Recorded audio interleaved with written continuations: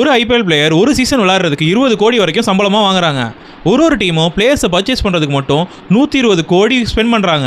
இவ்வளோ செலவு பண்ணுற ஒரு டீமுக்கும் எங்கேருந்து காசு வந்து தெரிஞ்சுக்க இந்த வீடியோ ஃபுல்லாக பாருங்கள். மீடியா ரைட்ஸ் ஓடிடிலையும் டிவிலையும் டெலிகாஸ்ட் பண்ணுறதுக்கு மட்டும் 48,390 கோடிக்கு டீல் சைன் பண்ணியிருக்காங்க. அதில் 50% ஆஃப் ரெவன்யூ பிசிசிஐக்கும், பாக்கி 50% ஆஃப் த ரெவன்யூ எல்லா டீம்ஸும் ஷேர் பண்ணிப்பாங்க. ஸோ எல்லா டீமும் தோக்குறாங்களோ ஜெயிக்கிறாங்களோ அவங்க மேட்ச் விளாண்டாலே காசு வரும். ஸ்பான்சர்ஷிப் ஒரு டீமோட ஜெர்சிலையும் நிறையா லோகோஸை பார்த்துருப்பீங்க. அந்த ஒரு லோகோவையும் ஒரு கம்பெனி பிளேஸ் பண்ணணும்னா அதுக்கான அமௌண்ட்டை அந்த டீமுக்கு பண்ணணும்.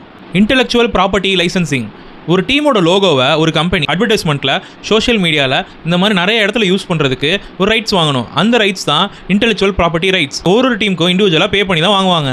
இது மட்டும் இல்லாமல் டிக்கெட் சேல்ஸு, மர்ச்சன்டைஸ் சேல்ஸு, இந்த மாதிரி ஒரு ஐபிஎல் டீமுக்கும் அவங்களோட ரெவன்யூ ஸ்ட்ரீம் ரொம்ப ஜாஸ்தி.